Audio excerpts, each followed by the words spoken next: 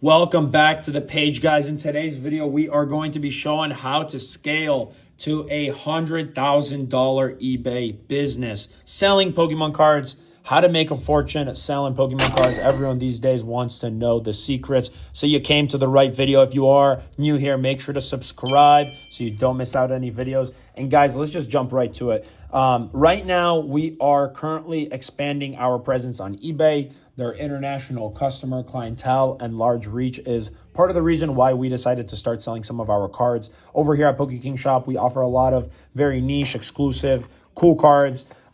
If you think name 3 Pokemon, Venomoth is probably not one of the first Pokemon that comes to mind. You might be thinking Charizard, Umbreon, Pikachu, but there is still demand for these cards. So I'm just going to be doing right now kind of an unboxing video. These are actually cards that we are in the process of listing on our store. If you are interested in checking some of these out, feel free to click the link down below in the description. It's going to be something like eBay store.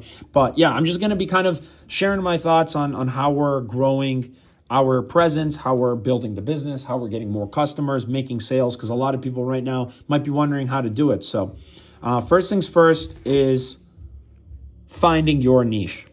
One thing that a lot of people who are just starting out on how to grow a successful Pokemon store or business online, selling cards on eBay, any other marketplace, is they try to do a little bit of everything. Try to find what works for you and stick with it. For some people, that's doing rip and ship streams. Other people love to buy cards, grade, and resell. Some people like to do online sales, whereas other people do much better locally, selling on Facebook Marketplace. But then you have some people who love vending, and they are great vendors, and that is their entire business, and they do very well for themselves. So I would try to recommend for everybody, don't get super hung up on what everyone else is doing. Just find out what you like to do and stick with it. 80% of the results are going to come from 20% of what you do. And in this case of growing our eBay store, it is just having more items for sale. We have, as you can see here, we're going through a ton of cards. We have English cards, English GXs. I got Japanese EXs from Delta species, all the way to just regular holos, back to English full art. So we're just trying to offer a lot of cards. And the only way that people are going to find our store is if we have more items for sale. If you only have 10 items for sale, the only way somebody's going to find your listings is if they search for one of those 10 items. But right now we're in the process of trying to get up to 1,000 individual Pokemon items listed on our store, whether that be singles, packs, anything. We're trying to be popping up on the eBay search feed so people can find the cards and obviously purchase them. Vast majority of the cards in this box right here are Japanese. We had a huge collection come in, so we individually prepped a lot of them in card savers or Beckett Shields. And yeah, now we are in the process of listing them. So every single one of these cards will be available on our eBay store. Not right away, but as you can see, there's a ton of variety. We have EX era, once again, Delta species, Amistar moving into a Neo Genesis Kingdra, now moving into an English Sun and Moon era holographic Lucario.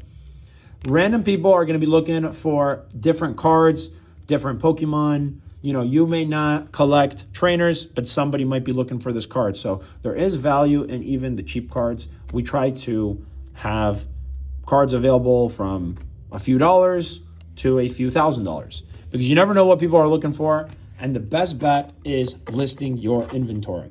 The only way people can buy these cards, I know it seems like common sense, guys, but you would be surprised how many people only tried to list the expensive stuff. I say list everything, find out what works, stay consistent, and that is what we're trying to do right now. It is a grind. I want to make this very, very clear that this is a super long and tedious process. We do live streams as well. We sell live. It is considerably easier in the sense that I could just show a card on camera, front and back, start the auction, and it sells right then and there. Whereas with eBay, you have to take pictures, you have to write a description, everything like that, and it just takes a lot of time. There are ways to optimize it, but in general, it's probably going to take you a lot more time. However, I do think if you're just starting out, it is the best way to do it. We've already kind of built up our reputation within the community, so people know when they buy from us, they're gonna have a fantastic experience. But if you're just starting out and you haven't really done any online sales and you're listing your first Pokemon cards, let's say up until now you've been a collector and you have not really sold anything, I would actually recommend the slower route, which is like the eBay marketplace. And the reason for that is you're going to learn customer service. You're going to learn timely shipping, all of the things like that. We've been in this business many, many years. So things like this are, for us, as it stands right now, muscle memory. But if you're just starting out, it is something I recommend. Check this out, guys. I don't even know where I got this from. This is a sealed thank you promo, Hydreigon. I don't know if this is like a GameStop exclusive or what, but kind of sick. Black Star promo, Jirachi. Really, really sick. If you like Japanese exclusives, you might buy this one, even though the condition's not the best. Now, a lot of people these days are only buying cards that are near mint.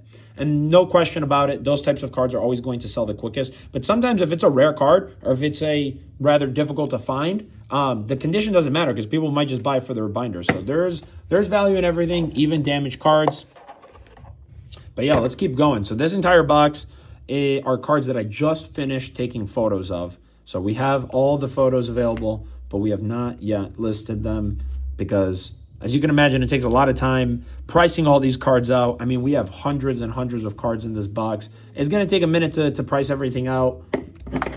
But slow and steady, guys. Slow and steady. The consistency is where most people fail because they think they need to be the smartest or maybe the hardest working. But as long as you're putting in a little bit of effort each day, you don't need to be putting in 100% every single day. As long as you're showing up daily, then your business will start to grow.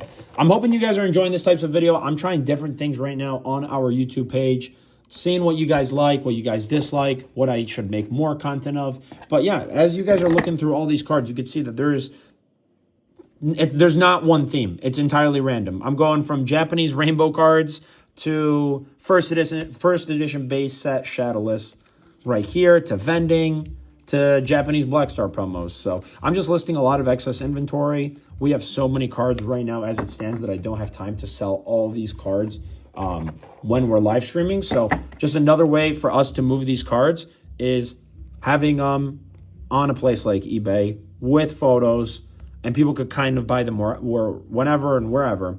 The thing with live streaming is that it is strictly active income. There's no way to be making money unless you are live, trading your time, streaming, selling cards.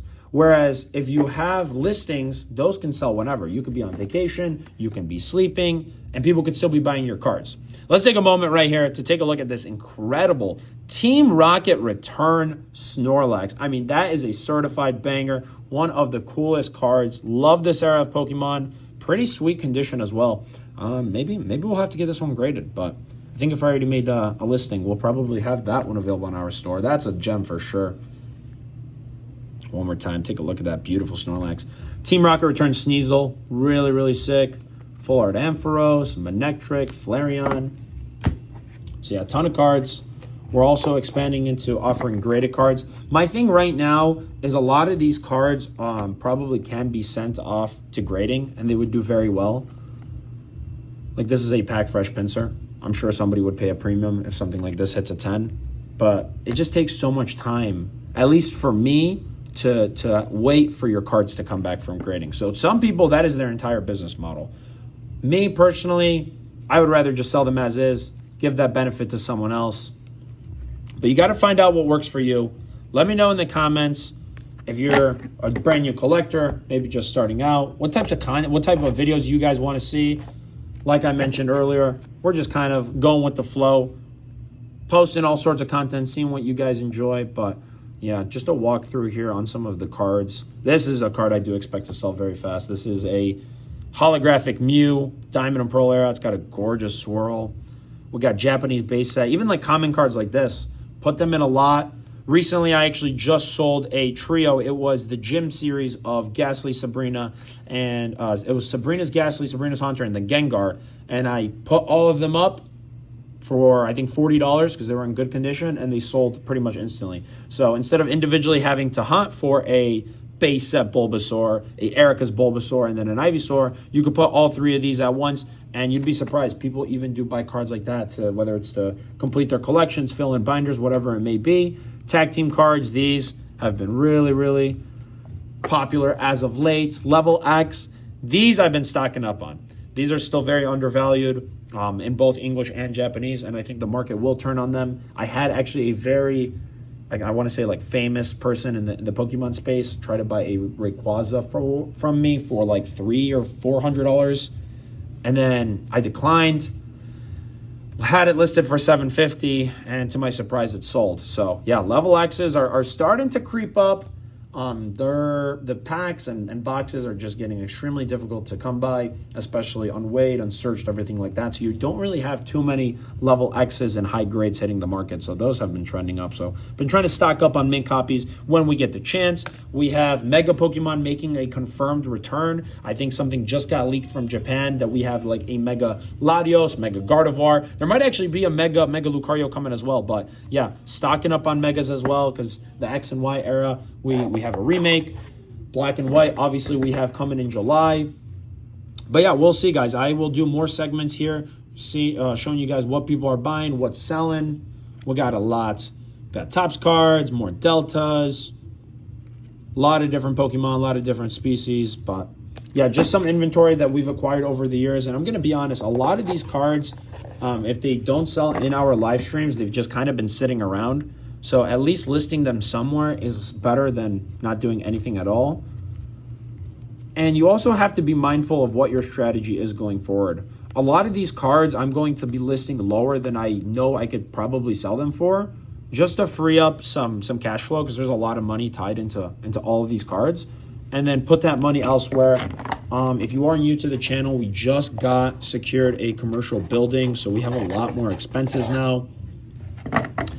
For example, the monthly rents, the utilities, everything is kind of, going up and stuff that we have to pay. So slimming down on the inventory a little bit is one thing we're doing in my business. In your business, you might be looking to invest in more inventory, and that would mean acquiring more cards. Everyone is at different points, but try to be mindful and, see what other people, that's what I like to do. I like to see what other people are doing, and then it kind of helps give me direction on where I want to take my Pokemon business. But yeah, the next step here, guys, is having all of these listed.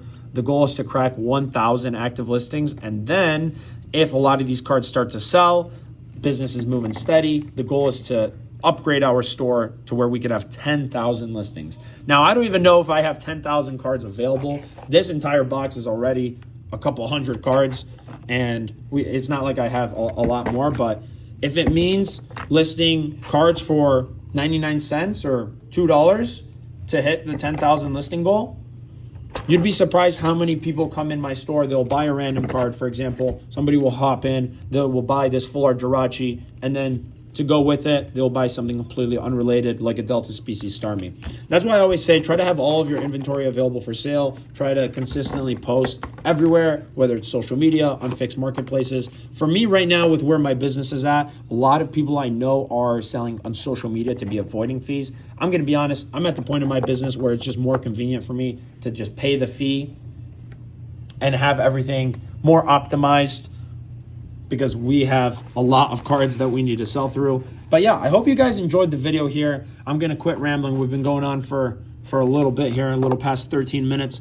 Not too long of a video, but yeah, if you are enjoying the content, slowly but surely, I'm just gonna be sharing more about what I'm doing within my own business. Maybe this will inspire you to start your own, or if you already have a business and you're looking for ways to grow, maybe you could learn something from the channel. Here we have some Shikishi art boards. I actually used to, back in the day, get the sealed packs straight from Japan, and then we would open them and you would get one of these random boards, and every now and then you would get like a foil one. So yeah, these are a nostalgia run for me. Really, really sick.